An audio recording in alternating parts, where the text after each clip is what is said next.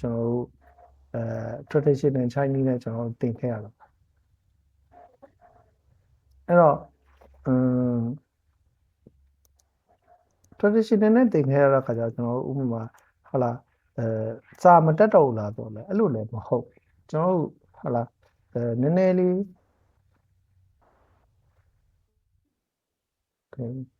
အောက်မှာမိတာနော်ခုနဝင်းထက်မောင်မောင်မိတာလားဟုတ်တယ်ဆရာကျွန်တော်ပါဆရာโอเคအဲ့တော့ကျွန်တော်ဒီအခု simplifying ကိုတင်ခြင်းအားဖြင့်တော့ကျွန်တော်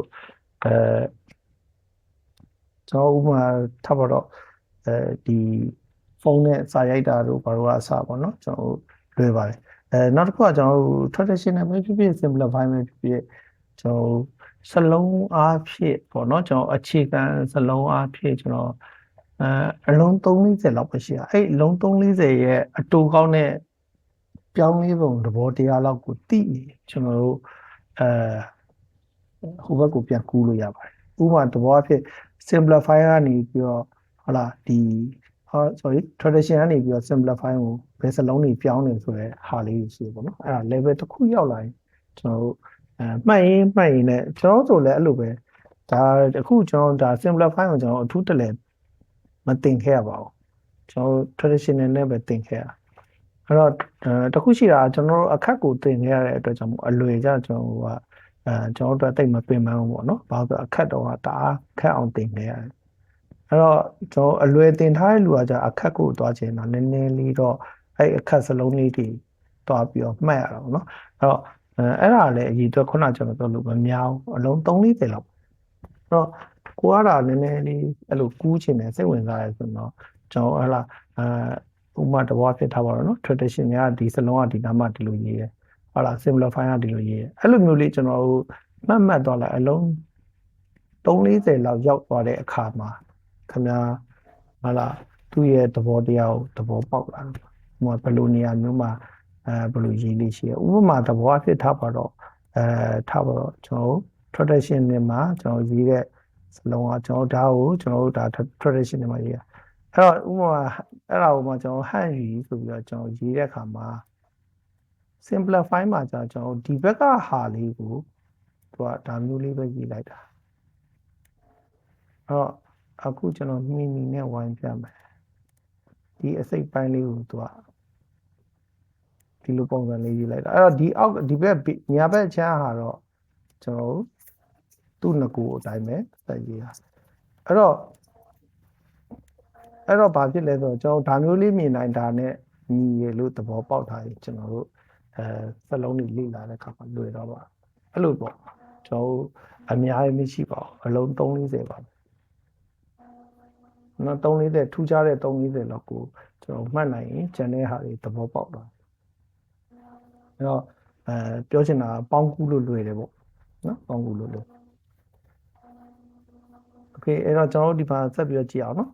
အဲ့တော့ခုနပြောတဲ့လွန်ခဲ့တဲ့နှစ်ပေါင်း2246ခုနှစ်ကနော်ပေါ်ခဲ့တဲ့ရှီဝန်တီဘီရင်ဆိုတဲ့အဲ့ဘီရင်လက်ထက်ကလေးကနော်သူ့ကိုကျွန်တော်တို့ချင်းဘီရင်လို့ခေါ်တာနော်အဲ့တော့တရုတ်ဘာသာကိုသူကအဲ့ကလေးကနေပြီးတော့အလွယ်ရင်းကြီးစပြီးတော့သူကတီဖြတ်နေလုပ်ပြီးတော့ဖန်ပြီးနေနော်အဲ့ရနေမှာအခုခေတ်အထိပေါ့နော်နိုင်ငံတကာပြန်ပွားစေရန်အတွက်လေးရတည်များလွယ်ကူနိုင်စေရန်အတွက်လက်ရည်သူတရုတ်စလုံးအကျေသုံးဝင်စတင်သုံးပြီးပဲအဲ့တော့တရားဝင်ကျွန်တော်တို့ဒီဘက်ခေတ်မှာဘယ်ချိန်ကစရလဲဆို1949မှာစခဲ့တာ1949မှာတရုတ်စာတင်ကြားရေးအတွက်အစဉ်ပြေချုံးမှုစေရင်တရုတ်အစိုးရကစလုံးပေါင်း2000ကျော်ခန့်ကိုတဲ့လက်ရည်သူတရုတ်စလုံးများအဖြစ်တရားဝင်အစားထိုးသုံးအဲ့တော့2000ကျော်ကခုနကျွန်တော်ပြောပြီးနော်သူ့ရဲ့သဘောတရားဆိုင်ရာအလုံး340လောက်ကိုမှတ်လိုက်ရင်ဒီ2000ကိုကျွန်တော်တို့တွားပြီးတော့မှန်းလို့ရတယ်နော်ဖတ်လို့ရတယ်အဲ့တော့ပြောင်းလဲတာအလုံး2000ကျော်အဲ့တော့အခုခေတ်မှာနိုင်ငံတကာသုံးတရုတ်စကားကြီးတဲ့မူလလက်ရည်အချို့နဲ့နော်လက်ရည်တို့တရုတ်စလုံးများနိုင်ငံတကာသုံးအတန်ထွက်အင်္ဂလိပ်စာပြစသည်တို့ဖြစ်ဖွဲ့စည်းထားပါတယ်အဲ့တော့နော်ကျွန်တော်မူလလက်ရည်တွေနဲ့ traditional နဲ့ကျွန်တော် simplify ဆိုပြီးတော့တစ်မျိုးခွဲခြားအဲ့တော့ကျွန်တော်ဒီမှာနည်းနည်းလေးထပ်ပြီးတော့ပြော ဥပမာကျွန်တော်တို့မြန်မာသာပြောရင်မြန်မာသာကျွန်တော်တို့ဘီတရတွေကျွန်တော်သင်ပြီးသွားပြီဗျာပြီးရင်စတော့ဘီတွေကျွန်တော်ဘီဆိုပါရောကာကြီးခါဝေးဟုတ်တယ်ကာကြီးခါဝေးတွေကျွန်တော်သင်လိုက်ပြီဟုတ်ပြီပြီးတော့တရတွေဖြစ်တယ်ဟိုမှာတဝေထိုးတို့အာတို့ကာတို့ကီတို့ဟုတ်လားအဲ့လိုမျိုးကျွန်တော်တို့တရတွေကျွန်တော်သင်လိုက်အဲ့ဘီတရရတာ ਨੇ ကျွန်တော်မြန်မာသားတွေအကုန်ဖတ်လို့ရရလားဖတ်လို့ရရလား ရပြီပါ ဒီတရကိုရရတယ်ကျွန်တော်အတန်ထွက်စလုံးပေါင်းနီးတိသွားပြီဆိုရင်ကျွန်တော်တို့မြန်မာသားတွေဖတ်လို့ရသွားပြီလေဟုတ်တယ်မလားမြန်မာသားကိုဖတ်လို့ရသွားပြီအဲ့တော့မြန်မာသားဖတ်လို့ရသွားပြီဆိုရင်မြန်မာစလုံးတိုင်းကိုအကုန်ဖတ်ပြီးတော့ကျွန်တော်တို့ကမိခင်ဘာသာစကားဖြစ်တဲ့အတွက်အတန်ထွက်လိုက်တာနဲ့ကျွန်တော်တို့ကဟာလားဒီစလုံးရဲ့အဓိပ္ပာယ်ဟိုကျွန်တော်တို့အထူးတလဲမှတ်เสียမလို့ဒါမဲ့တရုတ်စာမှာကတော့သူတို့ကရုပ်ပုံစံဖြစ်တယ်ရုပ်ပုံစံဖြစ်တဲ့အတွက်ကြောင့်မို့သူတို့မှာကဒီစလုံးတွေကရုပ်ပုံကနေဆင်းသက်လာအဲ့တော့ကျွန်တော်ဥပမာဆိုရင်ထားပါတော့ကျွန်တော်ကောင်းကင်ကြီးကိုကြည့်လိုက်တယ်ကောင်းကင်ကြည့်လိုက်တော့ခါကျတော့ကျွန်တော်လူသားနေကောင်းကင်ကြည့်လိုက်တော့ဟုတ်လားဒီဘူအားဖြစ်ဆိုရင်အထဲမှာအစံလေးတစ်စံနဲ့ပြီးတော့ရောင်ကြီးတိုင်းအဝင်ဝိုင်းတစ်ခုလေးမြင်လိုက်တယ်အဲ့တော့အထဲကတော့အစံလေးတစ်စံအဲ့တော့ဒါလေးကိုကျွန်တော်တို့မြင်လိုက်တဲ့အခါမှာသူတို့ရဲ့အဲ့ဟာကိုတင်ကေသားနဲ့သူတို့ရဲ့အဲ့ဒါကိုနေလို့သူတို့သတ်မှတ်လိုက်တယ်အဲ့တော့အဲ့နေလို့သတ်မှတ်လိုက်တာကနေတဆင်နဲ့သူကဘာဖြစ်သွားလဲဆိုတော့၄တောင်းဆန်ဆန်ရေးတဲ့အခါကျတော့ဒါလေးကြီးလိုက်ငကူကတော့စောက်ပိုင်းနဲ့အလေကအပြောက်ကလေးနဲ့ဒါမဲ့နောက်ပိုင်းသူတို့က၄တောင်းဆန်တဲ့ပုံစံကိုပြောင်းတဲ့အခါမှာ version ပြောင်းတဲ့အခါမှာဒီလိုပုံစံဖြစ်သွားတယ်ဒါနေပဲအဲ့လိုပဲကျွန်တော်တို့ကောင်းကင်ကိုကျွန်တော်ကြည့်လိုက်တယ်ဒါပါကြီးလေနေလာအဲ့လာရဲ့ဒီတော့တစ်ခါလေးလာဒီကြားထဲမှာဒီလိုမျိုးလေးဟာလာလာကများတော့အဖြစ်ပြည့်နေတာကျွန်တော်ပြောမယ်ဆိုရင်လာပြည့်နေတဲ့ရက်ကနည်းတယ်ဘာလို့လဲဆိုတော့လာကဟလာလာပြည့်တဲ့ရက်ကကျွန်တော်2ရက်3ရက်ပဲများတော့အဖြစ်ရှိများတော့အဖြစ်လာချင်ကများတယ်ဘာလို့လဲဆိုလာဆုပ်ဆိုရင်လည်းလာချင်မယ်လာစမ်းဆိုလည်းလာချင်မယ်ဟုတ်တယ်မလားလာကွယ်ဆိုလာပျောက်တော့သွားသေးတယ်ဟုတ်တယ်မလားလာကွယ်ဆိုလာပျောက်တော့သွားသေးတယ်ဟုတ်လားလာရှာမတွေ့တော့အဲ့တော့ကျွန်တော်များတော့အဖြစ်လုံးလို့ကြည့်လိုက်ဒီလိုတချမ်းလေးပဲမြင်အဲ့တချမ်းလေးမှာအလယ်နာဟာမင်းလေးတစ်ခုပါเนาะဒီလိုအချက်အဲ့တော့အဲ့ပုံစံလေးကိုယူလိုက်တော့ပြတော့ဒါကိုကျွန်တော်လာလို့ပြောတာအဲ့တော့ဒီစလုံးဒီမှာဘာနဲ့သွားပြောကျွန်တော်တို့အတန်သွားထွက်ဒီမှာအတန်ထွက်စနစ်မပါဘူးမပါတဲ့အခါကျတော့ကျွန်တော်တို့ဟာလာsecond language အနေနဲ့သင်တဲ့လူတွေကတရုတ်စာတွေကိုသင်ရင်တော့တတ်ချင်တော့เนาะသူကဒီဟာကိုဘေးမှာသွားပြီးတော့ phonetic တွေသွားထည့်အဲ့တော့ငကိုကထည့်တဲ့စနစ်ကကျွန်တော်တို့ဒီဘက်ကစနစ်ကိုထည့်အဲ့တော့တရုတ်အတန်ထပ်မှမသိပါဘူးဆိုဒီမှာတရုတ်လိုထပ်ပြီးတော့စလုံးထပ်မှတ်ရတဲ့အခါကျတော့ပိုရှုပ်အဲ့တော့ကျွန်တော်1949ကျတော့ကျွန်တော်အင်္ဂလိပ် phonetic နဲ့ဘာသာဗေဒပညာရှင်တွေကိုယူပြီးတော့ကျွန်တော်ဒါပြောင်းလိုက်တဲ့အခါကျဒီဟာရဲ့တန်ထွက်စနစ်ကိုခုနပြောတဲ့အင်္ဂလိပ်ကနေတစ်ဆင့်သွားတာ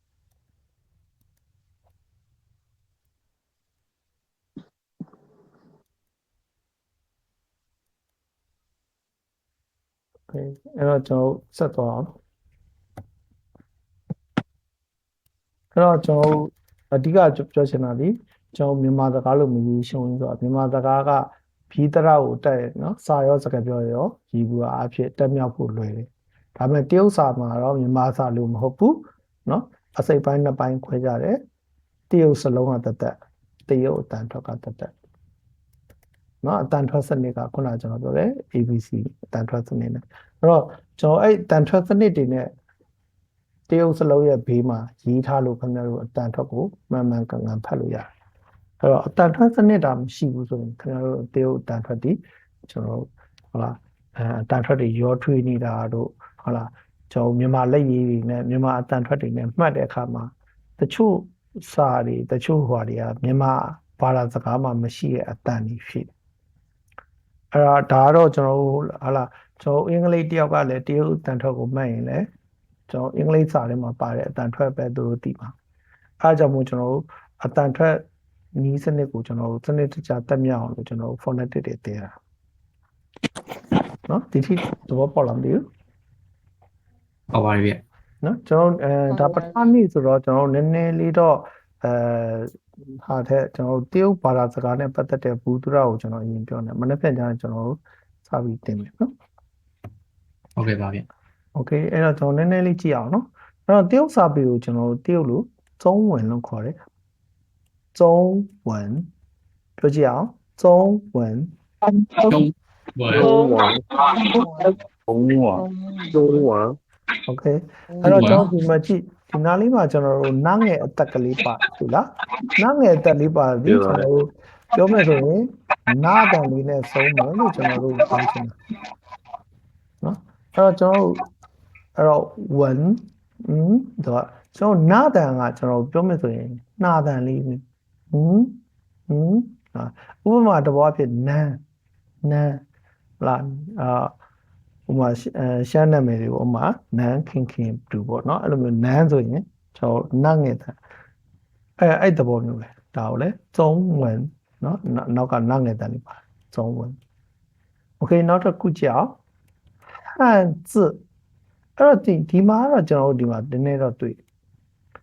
ဒီမှာကျွန်တော်တို့မြန်မာလိုရေးထားတယ်ဒီစလုံးညကျွန်တော်တို့ဖတ်ရင်ဘယ်လိုလဲကြစ်လို့ဖတ်ဟုတ်တယ်ဒါပေမဲ့ကြစ်မဟုတ်ပါဘူးကျွန်တော်ဒါအတန်ထွက်မြန်မာစလုံးမှာရှိတဲ့နီးစပ်အောင်လာရေးပြထားတာဒါပေမဲ့ကျွန်တော်လိုချင်တဲ့အတန်ဒီကြစ်မဟုတ်ပါဘူး字နော်အဲ့တော့ဟန်字ရမလားဟန်字 okay အဲ့တော့ကျွန်တော်ဒီမှာဟုတ်တယ်အဲ့တော့ကျွန်တော်ဒီမှာမြန်မာလိုရေးထားတဲ့ဟာကိုပဲသွားဖတ်ရင်ဟန်ကြစ်မဟုတ်ပါဘူးဟန်字汉字， နော် 字， okay နောက်တစ်ခုကြည့်အောင်အဲ့တော့တရုတ်တန်ထွက်ကိုကျွန်တော်တို့ဟန်ယူ拼音အဲ့တော့ဟန်ယူဆိုတာခုနကျွန်တော်တို့ရှိမှာပြောရရဲ့တရုတ်ဘာသာစကားကိုဟန်ယူလို့ခေါ်တယ်အဲ့တော့အတန်ထွက်တဲ့စနစ်ကို拼音လို့ခေါ်တယ်နော်အဲ့တော့ဟန်ယူ拼音ပြောကြည့်အောင်ဟန်ယူ拼音汉语拼音，拼音汉语拼နော်ဟန်ယူ拼音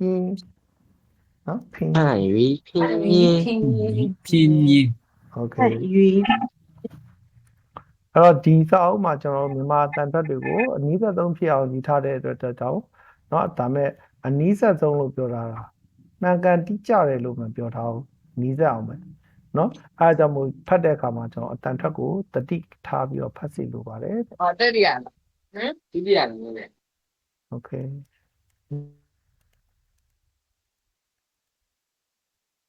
ကျွန်တော်ဒီနေ့ဒါလေးတော့တွားလိုက်နော်ဒီနေ့ကြောင်းလေးတော့တွားလိုက်โอเคအဲ့တော့ကျွန်တော်တို့ဒီထဲမှာတချို့တင်မိသားတွေပါမယ်လို့ပြောတယ်အဲ့တော့ဘယ်လိုပဲပြောကျွန်တော်တို့နော်စနစ်တကျနဲ့ဖြစ်တော့အောင်အားလုံးအတူတူကျွန်တော်လိုက်ကြည့်အောင်နော်အဲ့တော့ကျွန်တော်တို့ဒီမှာနော်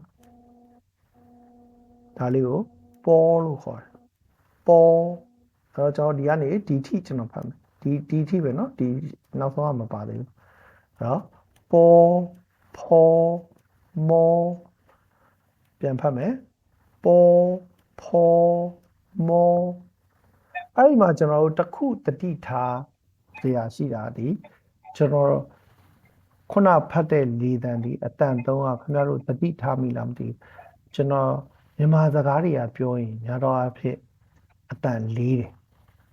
ဥပမာထားပါတော့ခင်ဗျားတို့အဖေနဲ့အမေကိုခေါ်ရင်ဘယ်လိုခေါ်တာ 配阿妹， အဖေအမေဟာအတန်ကြီးကကျွန်တော်ပြောမယ်ဆိုရင်လေးတယ်အဲ့တော့လေးတယ်ဆိုတော့ဘယ်လိုမျိုးလေးကလဲကျွန်တော်တရုတ်လိုကျွန်တော်အဖေဆိုတဲ့ဟာကိုကျွန်တော်ပြောပြမယ်အဲ့တော့တရုတ်လိုပြောတဲ့လေတန်လေးကိုပဲနားထောင်ကြည့်လိုက်မပြောရမလို့လေတန်ကိုပဲနားထောင်ကြည့်ပပဆိုတာ ကျွန်တော်ဗဇက်လေးကအဖျားလေးကနေစွတ်ပြီးတော့ပြောတဲ့ပုံစံမျိုးကျွန်တော်ပြောမယ်ဆိုရင်အားမပါဘူးအားသိပ်ထည့်ပြန်လို့ကျွန်တော်တကယ်တမ်းကျွန်တော်မြန်မာလူပြောတဲ့ကျွန်တော်မြန်မာလူမျိုးတွေဟာလားကျွန်တော်ကိုယ်တိုင်ဒါမိခင်ဘာသာစကားအနေနဲ့တက်ခဲ့မြန်မာစကားတွေကအကုန်လုံးကအတန်ထွက်တယ်လေးတယ်ဟာလားအဖေအမေကျွန်တော်အဖေဆိုပြီးတော့ကျွန်တော်ရင်ကောင်းထဲကနေလာတဲ့အတန်ကြီးနဲ့เนาะကျွန်တော်အားအပြည့်ထည့်ပြီးတော့ကျွန်တော်ခေါ်အမေဟာလားအဲ့လိုပဲအမအကူဟုတ်လားကျွန်တော်အတန်ကလေးတယ်ဒါပေမဲ့ကျွန်တော်တရုတ်တွေကကြာအဲ့လိုမဟုတ်သူတို့ပြောတဲ့စကားဒီအတန်ပေါ့လေးဖော့လေးပြန်ပြောတယ်ဥပမာပမာမအဲ့တော့မာမအဲ့လိုပြောเนาะအဲ့တော့ကျွန်တော်ဒီမှာလဲအဲ့လိုပဲကျွန်တော်ဥပမာခုနလိုပဲကျွန်တော်မြန်မာတန်ကြီးနဲ့ကျွန်တော်ဖတ်ပြပေါ်ဖောမောဒါကျွန်တော်မြန်မာတန်ကျွန်တော်လိုချင်တာမြန်မာတန်နဲ့လိုချင်တာမဟုတ်ကျွန်တော်လိုချင်တာတရုတ်တန်နဲ့လိုချင်ပေါ်ဖောမောတော့ပေါ့လား ဟုတ် နော်အဲ့တော့ကျွန်တော်တို့ဒီမှာမြန်မာတန်နဲ့မပြောတော့ဘောဖောမောဖောအဲ့တန်မလိုချင်ဘူးကျွန်တော်လိုချင်တာဒီပေါ်ဖောမောဟုတ်လားအဲ့တော့ပြောကြည့်အောင်ပေါ်ပေါ်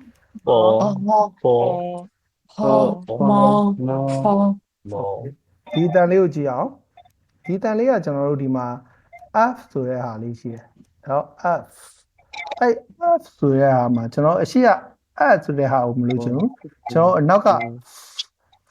ဆိုရဲเนาะကျွန်တော်လီကျွန်တော်တွားကြတဲ့ကနေထွက်သွားတဲ့ဟာ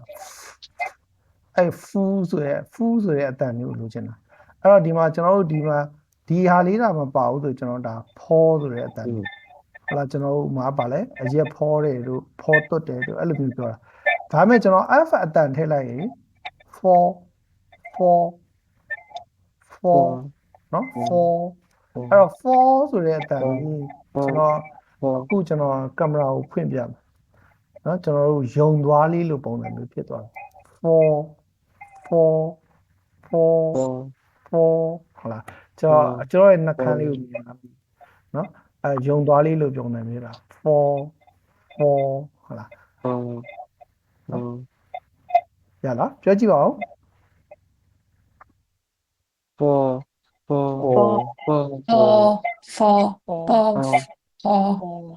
Okay နောက်ဆုံးတစ်ခုပဲပြောမယ်ဒီတစ်လုံးနဲ့ပဲပြောမယ် for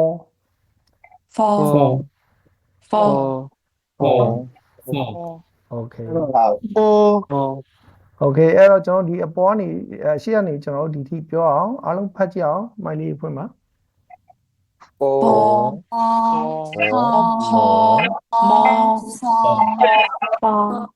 နောက်တစ်ခေါက်ဖတ်ပါ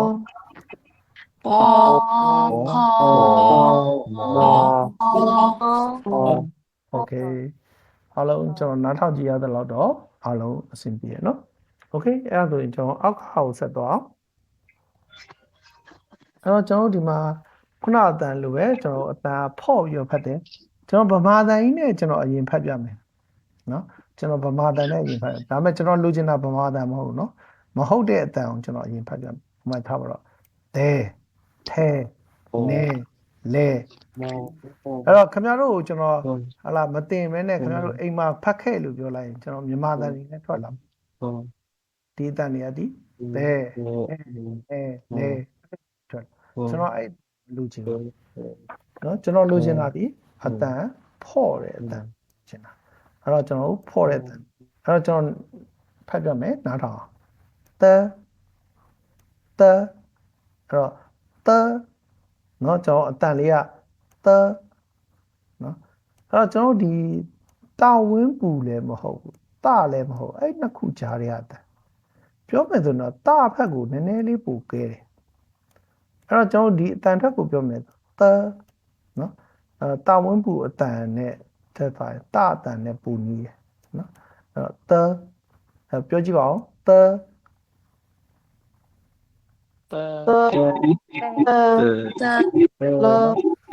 โอเคဒီတစ်လုံးနဲ့ပဲဖတ်ပါအောင်โอเคနောက်တစ်ခုကြည့်အောင် โอเคနောက်တစ်ခုကြည့်အောင်အဲ့တော့နောက်တစ်ခုကကျွန်တော်ထထထနော်အဲ့တော့သထနော်ကျွန်တော်ဒီအတန်တွေကကြာနည်းနည်းလေးရှင်းဟိုပါပေါ့အဲ့တော့အတန်လေးကတော့ဖော့တယ်နော်သထနော်အဲ့ဒါကိုမှကျွန်တော်ဒီနောက်ကနနော်အကုန်လုံးကတန်ဖော့တွေပဲသထနဒါကလအဲ့တော့ကျွန်တော်ဗမာလိုရေးထားတာကိုဗမာအတန်ကြီးထွက်ရင်လဲအဲ့လဲမဟုတ်ပါဘူးလအဲ့တော့လပြောကြည့်အောင်အားလုံးဒီကနေဒီထိပြောကြအောင်သထနလ Tê tê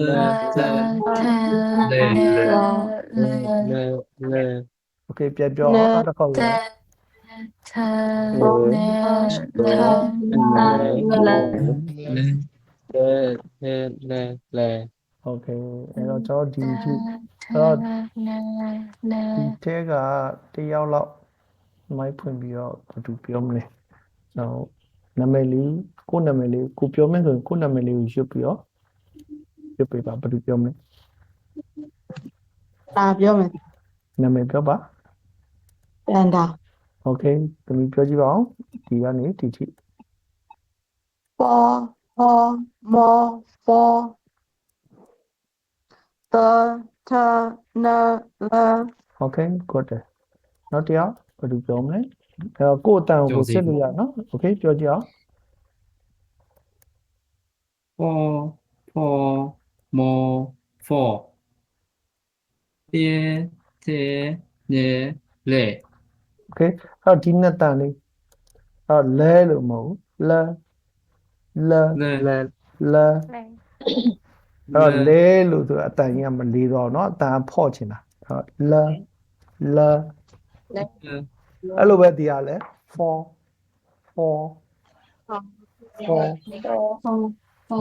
ကျောင်းဥမာနံပါတ်4လို့ပါတော့အဲ့လိုမျိုးကျွန်တော်ပြောတဲ့အတန်မျိုးเนาะ for เนาะ โอเคနောက်တစ်ယောက်ဘာသူပြောမလဲ Chứ nó biết không chị โอเคပြောပါ po po mo po tê tê lê lê โอเคအဲ့တော့ကျွန်တော်ဒီနေ့ဒီထီကိုကျွန်တော်အခုစာချက်နီစာမှတ်နီကိုကျွန်တော်ပြောမယ်အဲ့တော့ကျွန်တော်ဒီမှာခင်ဗျားတို့ ABC ကတော့နော်လူတိုင်းရတယ်တတ်တယ်ဆိုတော့ကျွန်တော်သိတယ်အဲ့တော့ကျွန်တော်ဒါကိုအင်္ဂါအနေနဲ့9ခါရေးခဲ့9ခါရေးတဲ့အခါမှာကျွန်တော်ခင်ဗျားတို့ဒီ ABC တက်ပြီးသားအဲ့တော့ ABC ကိုလေ့ကျင့်တာမဟုတ်ဘူးပြောချင်တာကကျွန်တော် B လို့မြင်တာနဲ့ပေါ်လို့သိရတယ် P လို့မြင်တာနဲ့ po เนาะအဲ့လိုပဲ M လို့မြင်တာနဲ့မောလို့သိရတယ်အဲ့ po လိုကျွန်တော်အဲ့မှာကျွန်တော်အဓိကပြောချင်တာပါလဲဆိုတော့9ခါရေးရမယ်9ခေါက်ရေးရမယ်ဆိုတာ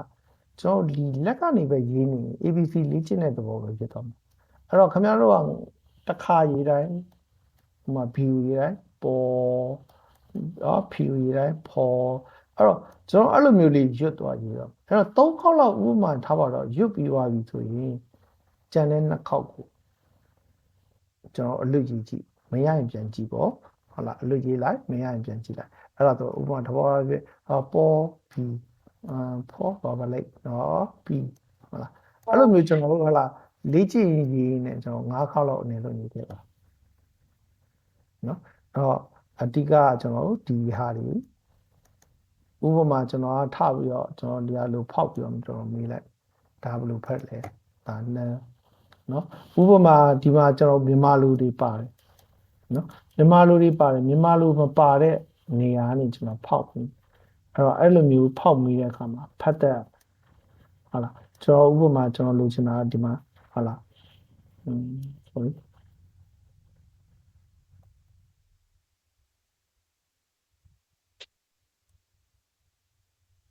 ဥပမာကျွန်တော်ဒီမှာဆိုရင်အဲ့တော့ဒီဇေယျကွက်ဥပမာဒါလေးမြင်လာမယ်ဒါပေါ်ဖော်မောဟုတ်လား ထကျွန်တော်အဲ့လိုလေးကျွန်တော်သိရเนาะအဲ့လိုမျိုးကျွန်တော်လုပ်ချင်တာเนาะအဲ့တော့ကျွန်တော်ဒီစာမျက်နှာဒီမှာဆိုရင်ကျွန်တော်ဒီမှာကျွန်တော် phonetic ဇယားတွေရှိတယ် phonetic ဇယားကကျွန်တော်၄ခွက်ပဲရှိတယ်เนาะ၄ခွက်ပဲရှိတယ်အဲ့တော့ကျွန်တော်တရုတ်စလုံးတွေခုနကျွန်တော်ပြောဘယ်လောက်လောက်ရှိတာအလုံး အ 6000 လုံး6000ကျော် 6000ကျော်ရှိတယ်အဲ့အလုံး6000ကျော်ရှိတဲ့စလုံးကအတန်ထွက်တည်ဒီဇယား၄ခွက်ထဲမှာပဲရှိတယ်နော်ဇယား1နဲ့3လေးဆိုတော့၄ခွက်ထဲမှာပဲရှိတယ်အဲ့တော့သူ့အလုံး6000ဘယ်လောက်ပဲကျော်ဒီဇယားကွက်၄ခွက်ထဲကနေမကျော်ဘူးအဲ့တော့ဆိုလိုတာခင်ဗျားဒီဇယားကွက်၄ခွက်ကိုတာခင်ဗျားကောင်းကောင်းစလုံးပေါင်းတတ်တယ်ဆိုရင်ခင်ဗျားတရုတ်အတန်ထွက်တွေကိုမှန်မှန်ကန်တိတိကျကျနဲ့ပြောနိုင်တော့ဖတ်နိုင်သွားနော်အဲ့တော့ကျွန်တော်ဒီအဲ့လိုဖတ်တတ်ဖို့အတွက်ကကျွန်တော်အရင်ဆုံးပါသိရမယ်ဆိုဘီတွေကျွန်တော်သိရမယ်တရတွေသိရမယ်အဲ့တော့ဘီတရတွေသိမှကျွန်တော်ဒါလေးကိုပြင်လိုက်တဲ့အခါမှာဒါကိုဘယ်လိုပေါင်းမလဲဒါကိုဘယ်လိုပေါင်းမလဲကျွန်တော်အဲ့လိုမျိုးခွဲပြီးတော့ကျွန်တော်သိသွားအဲ့တော့ကျွန်တော်အခုဘီတွေအခုကျွန်တော်တို့ဘယ်နှလုံးတင်လိုက်တော့လဲ8လုံးနော်အဲ့တော့ရမယ်နော်ရမယ်နော်ကျွန်တော်ဒီ8လုံးကိုကျွန်တော်အိမ်စာအနေနဲ့9ခေါက်ရေးခဲ့အဲ့တော့ကျွန်တော်အရှိရဟာတွေကရောကျွန်တော်ဘာတွေကူးရမလဲကျွန်တော်ဒီမှာနော်စာအုပ်ထဲမှာကျွန်တော်မြားထိုးထားတဲ့ဟာတွေကိုကျွန်တော်တစ်ခေါက်စီကူးပါဥပမာကျွန်တော်ဒီမှာမြားလေးတွေ့လားအဲ့တော့တရုတ်ဘာသာစကားဆိုရခေါင်းစဉ်တက်မယ်ပြီးရင်အဲ့မြားထိုးထားတဲ့ဒီအထိအဲ့ဒါကိုကူးရေးနော်ပြီးရင်ကျွန်တော်ဘောင်ခတ်ထားတာတွေကူးမယ်မြားထိုးတာကူးမယ်ဘောင်ခတ်ထားကူးမယ်ဥပမာဆိုရင်ဒီမှာဘုတ်ဆိုပြီးတော့ဟောအဲ့တော့ဒီမှာတရုတ်စလုံးတွေသူရေးပြထားတယ်အဲ့တော့ခင်ဗျားတို့စာရေးကြီးတော့မတင်သေးဘူးဒါပေမဲ့ရေးကြည့်ပါအောင်နော်နောက်မှကိုရေးတဲ့ဟာတွေဘာတွေလိုနေလဲဆိုတော့ကျွန်တော်ထပ်ပြောပြမယ်နော်အဲ့တော့ဒါဘောင်ခတ်ထားတာကူးမယ်ဒါလည်းဘောင်ခတ်ထားတယ်အဲ့ဘောင်ခတ်ထားတာတွေကူးမယ်နော်အင်္ဂါဘာတွေကူးရမလဲမြားထိုးတာနဲ့ဘောင်ခတ်တာကူးရမယ်ပြီးရင်ခုနပြောတဲ့ phonetic ဒီဟာကိုဖြစ်လုံးကိုကျွန်တော်9ခါစီရေးမယ်ရလား ဟုတ်ပါဆရာ ဟုတ် စာ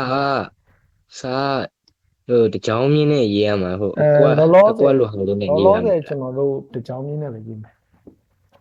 တကြောင်မြင်း ဟုတ်ကဲ့ နဲ့တောင်းနဲ့ပဲရေးမယ်ဟို ဆရာ တ ဗ ရုတ် လာနဲ့ရောရေးပြ ဗလာဆောင်နဲ့ဗလာနဲ့လည်းရေးလို့ရပါတယ်နော်လောလောဆယ်ကကျွန်တော်တရုတ်ကွက်စာကိုတရုတ်စလုံးတွေမတင်နေတဲ့အတွက်ကြောင့်မို့ကွက်စာကိုမလို့သေးပါဘူးအဲ့တော့နော်ဗလာနဲ့လည်းရေးလို့ရတယ်လေကြောင့်ဟိုဟာဟိုလိုက်ရိုးရိုးဗလာဆောင်နဲ့လည်းရေးလို့ရတယ်နော်စိတ်တာနဲ့ကူးခဲ့ပါ ဟုတ်ကဲ့ဗျ အဲ့တော့ဒီနေ့တင်တာမရှင်းတာရှိလားဒါမှမဟုတ်မေးကြရှိလား မရှိတော့ပါဘူး မရှိဘူးနော်အဲ့တော့ကျွန်တော် ဆရာဟိုသမီးအပ်ထားတယ်လက်ခတ်ပေးပါအောင် โอเค ဟိုကခုနကတော့မဝင်လိုက်ရအောင် ဟုတ်ကဲ့ ဟုတ်ကဲ့ ခဏနေလက်ခံလိုက်ပါမနော် ဟုတ်ကဲ့ တခြားဘောဘာတွေမေးကြရှိသေးလဲမသိဘူးယူရရှိမယ်တစ်ထက်လေးရှိမယ်နော်အခုလက်ခံလိုက် ဆရာ ပါ တရုတ်တို့ထိုင်ဝမ်တို့မှာဒီကျောင်းသားတက်မယ်ဆိုရင် HSK level လောက်အနည်းဆုံးတက်ရမှာပဲဆရာ ကျွန်တော် level 4လောက်ထိတော့တက်တည်မယ်လို့တော့လို့ဆိုမြင်တယ် level 4လောက်ထိပေါ့အဲ့တော့ level 4လောက်ထိကဘယ်လောက်အချိန်ယူရမလဲဆိုတော့ကျွန်တော်တစ်နှစ်ခွဲလောက်တော့အချိန်ယူရတယ်ဒါကျွန်တော်ပုံမှန်ကိုပြောတာပေါ့နော်ပုံမှန်ကိုပြောရဲဆိုတာကဟာလာကျွန်တော်တို့ပုံမှန်သင်တန်းတက်မယ်ပြီးရင်အိမ်မှာကိုယ့်ကိုဟာလာဒီသင်တန်းတစ်ပတ်4ရက်ဆိုတော့ဥပမာထားပါတော့အိမ်မှာသင်တဲ့ဟာလေးပုံမှန်လုပ်တယ်ဆိုတစ်နှစ်ခွဲလောက်တော့အချိန်ပေးတာတကယ်လို့ဒါကျောင်းသားဘက်ကလည်းကြိုးစားတယ်ဟုတ်လားသင်ကြားရေးကလည်းခုနပြောလို့ပေါ့တစ်ပတ်ကိုဟုတ်လား6ရက်9ရက်လောက်တင်နေဆိုရင်တော့အဲ့ထက်ပိုမြင်တော့ပေါ့ ဟုတ်ကဲ့ဆရာကျေးဇူးပါဆရာ ဟုတ်အဲ့တော့ခုနပြောသလိုပေါ့နော်တချို့တွေကဥမာ special အနေနဲ့တင်တယ်နောက်ပြီးတော့ကျောင်းသားအနေနဲ့လည်းအားထုတ်မှုက ကောင်းတယ်ဆိုရင်တော့ဒီထက်ပို့ပြီးတော့မြင်နိုင်ပါတယ်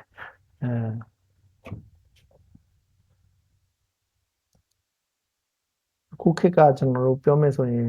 ဥပမာထားပါတော့ဖုန်းအနေနဲ့ဆိုရင်ကျွန်တော် application တွေလည်းအများကြီးဟုတ်လားကျွန်တော်ဒီ phonetic နဲ့ပတ်သက်ပြီးတော့ application တွေလည်းကျွန်တော်ဒါနည်းနည်းလေးတင်ပြီးသွားပြီဆိုတော့လမ်းညွှန်ပေးပါအဲ့လိုပဲကျွန်တော် AI တွေလည်းရှိတယ်ဟုတ်လားအဲ့လိုပဲ YouTube တွေလည်းရှိတယ်အဲ့တော့ပြောမယ်ဆိုရင်တော့ဟုတ်လားဒီသင်ကြားရေးနဲ့ပတ်သက်ပြီးတော့သင်ထောက်ကူပစ္စည်းတွေကအများကြီးပဲကျွန်တော်လက်တကမ်းမှာမရှိတယ် AI တွေလည်းပေါ်လာเนาะအဲ့တော့တကယ်တမ်းကျတော့နီးစနစ်မှန်ကန်ဖို့နဲ့ကြိုးစားအားထုတ်ဖို့အဲ့ဒါပဲကျွန်တော်အဓိကပို့ကြပါအဲ့တော့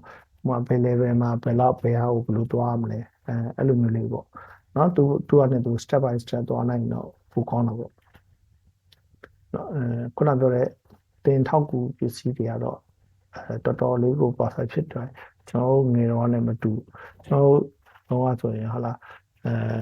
ကျွန်တော်ဆိုရင်ထားပါတော့တယောက်စာဆိုရင်ကျွန်တော်10နှစ်မိုးတော့မကောက်ကျွန်တော်တင်ခဲ့ရเนาะအဲ့တော့အခုခင်ဗျားတို့တင်တဲ့နီးတွေကကျွန်တော်ပြောမယ်ဆိုရင်ခင်မီနီးပြောမယ်ဆိုရင်သူတယောက်က HSK ဆိုတာလည်းတကယ်တော့ကျတော့ဒီ TOEFL တို့ဘာလို့လို့မျိုးနိုင်ငံတကာကိုသူထိုးဖောက်ချင်လို့သူတို့တွေဟုတ်လားတေချာကိုကြာနာနာဒီဘာသာဗေဒပညာရှင်နဲ့လောက်ထားတာအဲ့တော့သူ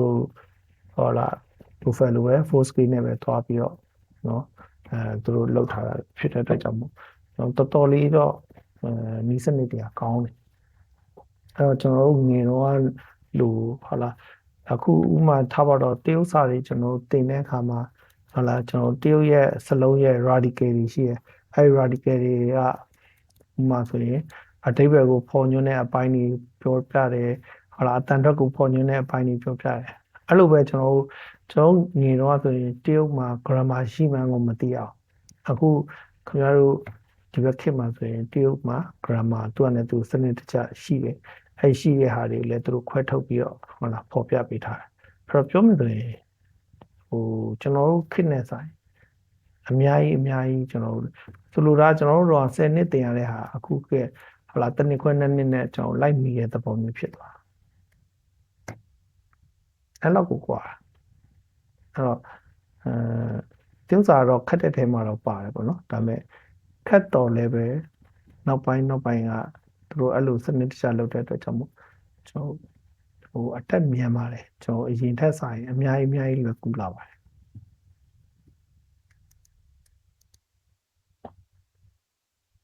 တခြားတော့ပါမီချင်းနေလည်းမလို့နော်ပြေးလို့ရပါတယ်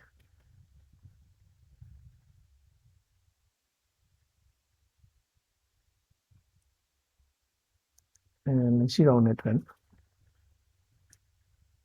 ဆရာဟိုလေစာကအဲ့လိုအိမ်စာလုပ်ပြီးရှင် Messenger မှာထပ်ပေးရမှာဒီလိုလေးပါလို့ဟုတ်တယ် Messenger မှာကျွန်တော်ဓာတ်ပုံရိုက်ပြီးတော့ကျွန်တော်ထပ်ပေးရမှာနော် Messenger မှာကျွန်တော်ဓာတ်ပုံရိုက်ထပ်တဲ့အခါမှာကျွန်တော်ကဒီအခုဒီဘောပင်လေးလိုဟာမျိုးပေါ့နော်ကျွန်တော်ဘောပင်လေးလိုဟာမျိုးလေးနဲ့ကျွန်တော်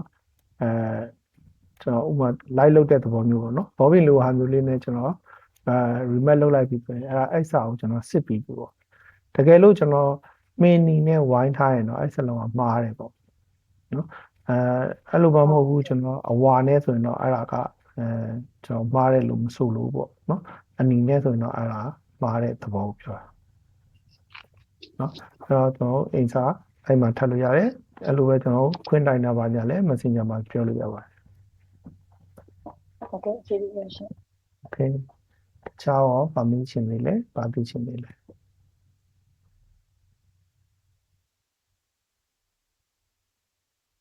ဆိုရမယ်နော်ဟုတ် Okay အဲဆိုရင်ကျွန်တော်နောက်ရက်တွေကျွန်တော်8နာရီမထိုးခင်လောက်ကိုကျွန်တော်စပါမယ်နော်8နာရီထိုးဖို့